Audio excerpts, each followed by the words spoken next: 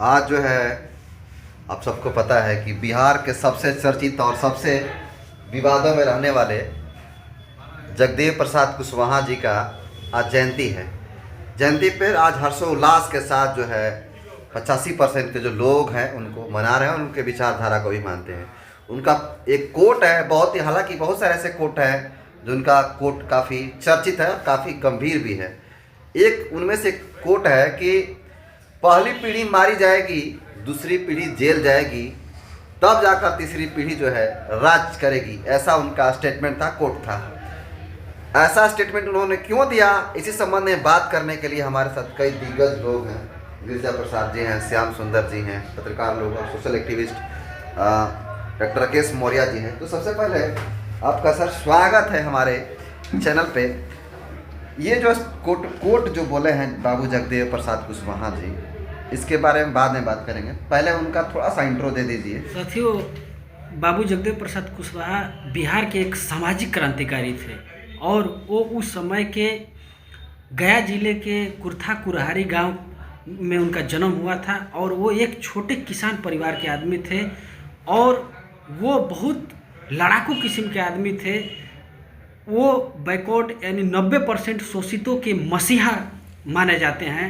उनके काम से, उनके विचार से, उनके लिटरेचर से ये झलकता है। और लगभग बाबू जगदेव प्रसाद कुशवाहा के बारे में जो पढ़ने लिखने वाले लोग हैं, जो महापुरुषों के बारे में जानते समझते हैं, वो लोग जानते हैं। लेकिन अभी इस देश में 90% शोषितों के लिए जो बाबू जगदेव प्रसाद कुशवाहा ने जो अपना शहादत दिया, अपना पूरा जीवन लगाया, उतने लोगों तक बाबू जगदेव प्रसाद कुशवाहा अभी पहुंच नहीं पाए हैं। क्योंकि अगर वो पूरे लोगों तक पहुंच जाते तो उनको जानने वाले 90% शोषित जरूर होते, लेकिन अभी कम है, पहुंच जाएंगे। उनका एक कोट है, हालांकि बहुत से ऐसे कोट हैं जो सब लोग पढ़ते भी हैं। पहली पीढ़ी मारी जाएगी, दूसरी पीढ़ी जेल जाएगी, तीसरी पीढ़ी जो है राज करेगी। ऐसा उनको स्टेटमेंट पे क्या समझाना चाहते हैं, क्या मैसेज देना चाहते हैं?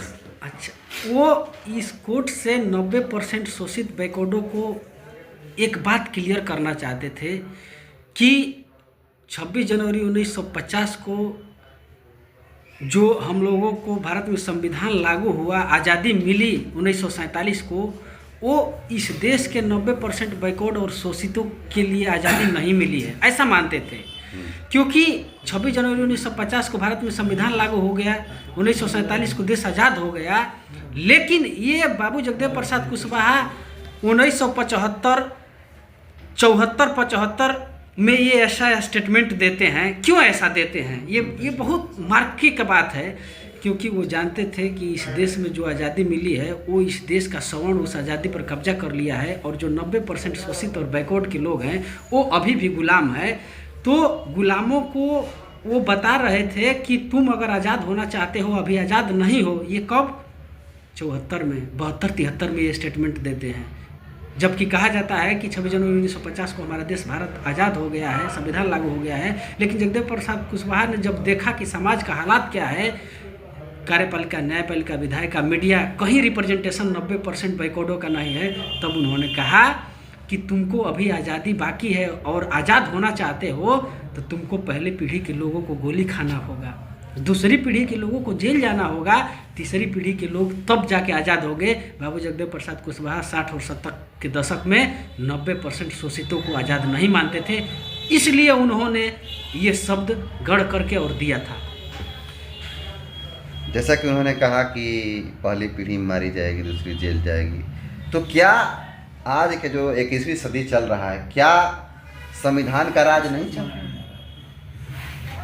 नहीं, अगर इस देश में संविधान का राज चलता तो इस देश के 90% मूल निवासी बहुजन समाज का सत्ता और संपत्ति में कितना हिस्सेदारी मिल पाया है, इसी के ऊपर आप निगाह डाल के देख लीजिए। संविधान क्या कहता है कि जिसकी जितनी संख्या भारी उसकी उतनी हिस्सेदारी। तो अगर 52% ओबीसी इस देश में है, अभी तो 63% हो गया है, तो 63% ओबीसी का 63% सत्ता और संपत्ति में हिस्सेदारी मिल गई है। अगर 63% ओबीसी का सत्ता और संपत्ति में, जगह जमीन, कॉलेज, यूनिवर्सिटी, कार्यपालिका, न्यायपालिका, विधायिका, मीडिया, सारा इंस्टीट्यूशन जो है उसमें रिप्रेजेंटेशन, हिस्सेदारी मिल गया है तो संविधान लागू है। अगर नहीं मिला है तो लागू नहीं है। ये आप देख सकते हैं, जान सकते हैं। बिल्कुल, आप सबको पता है कि जो ओबीसी है इस देश का असली शासक है, लेकिन आज के डेट में सर वो गुलाम, दुख के साथ कहना पड़ रहा है। क्योंकि राहुल गांधी भी एक प्रेस कॉन्फ्रेंस करा रहे थे, तो उसमें ये सवाल करते हैं राहुल गांधी जी कि तुम लोग इतने लोग हो, इसमें से कौ गो ओबीसी है। सबका जुबान जो है सिल जाता है, कोई नहीं कह पाता कि हम जो है ओबीसी से हैं। एक कैमरामैन उठाता है हाथ तो कहते हैं कि नहीं नहीं तुम कैमरामैन हो, तुम पत्रकार नहीं हो। तो क्या आप मानते हैं कि जो मीडिया है, जिसको जर्नलिज्म कहते हैं, उसमें जो ओबीसी की जो काम है वो नहीं है? क्या ब्राह्मणों का कब्जा है मीडिया पे? इस देश के जिसको तथाकथित मेन स्ट्रीम मीडिया कहा जाता है उसमें 97% इवन 100% ब्राह्मण और उच्च तत्सम जाति के लोगों का कब्जा है। इसलिए जो देखिए डेमोक्रेसी जो होता है, जो लोकतंत्र होता है, उसको चलाने के लिए पत्रकारिता बहुत ज़रूरी है। क्योंकि डेमोक्रेसी जो है वो वैज्ञानिक जीवन जीने का तरीका है, साइंटिफिक जीवन जीने का तरीका है। तो थोड़ा डेमोक्रेसी कठिन होता है। तो साइंटिफिक जीवन जीने का तरीका जो डेमोक्रेसी होता है उसके बारे में बताने समझाने का काम, जनमत बनाने का, लोकहित में जनमत बनाने का काम पत्रकारिता ही करता है। डेमोक्रेसी को डिफाइन पत्रकारिता करता है और उस पत्रकारिता में 90% शोषितों का रिप्रेजेंटेशन नहीं है। तो 90% शोषितों का रिप्रेजेंटेशन नहीं है पत्रकारिता में, तो पत्रकारिता में डेमोक्रेसी का जो मूल्य है वो 90% शोषितों को पता ही नहीं है।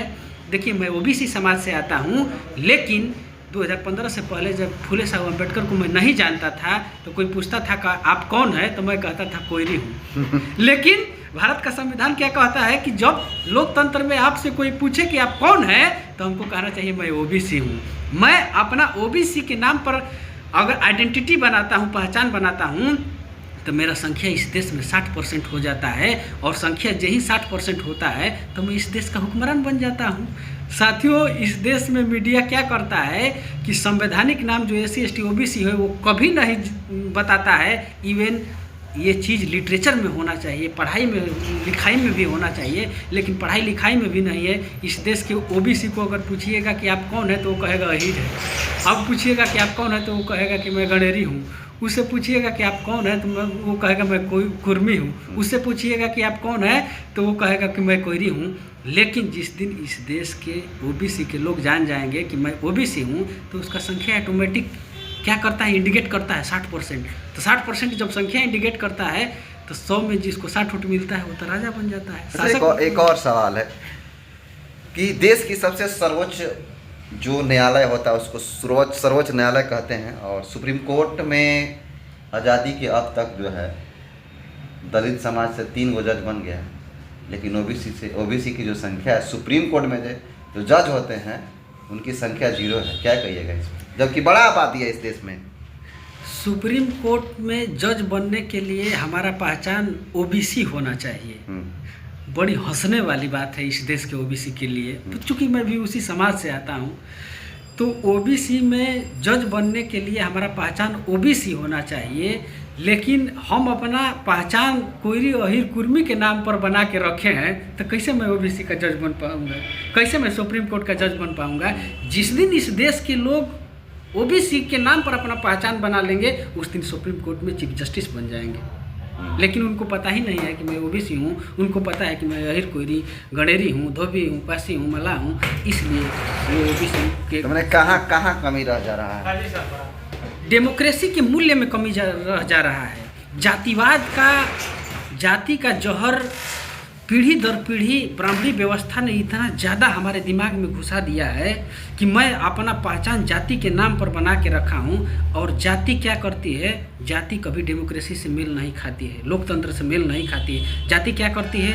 तोड़ तोड़ के लोगों को रखती है। उसका जो पावर है, जो शक्ति है, उसको जाति जनरेट करने नहीं देती है। कास्ट क्या है? Baba Saheb doctor Ambedkar relation of caste में क्या लिखते हैं कि जाति एक बहुत भयंकर बीमारी है। और जो शरीर, मैं बीमार हूँ क्या मेरा शरीर विकास कर सकता है? जो शरीर बीमार होता है वो विकास नहीं कर सकता।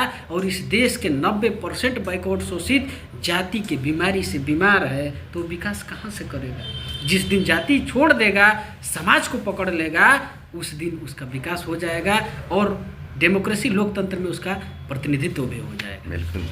तो ये थे हमारे जो है डॉक्टर राकेश मौर्य जी, सोशल एक्टिविस्ट, और उन्होंने अपनी बात को रखा। कैसे देखते हैं कमेंट कर जरूर बताइएगा। बहुत बहुत शुक्रिया।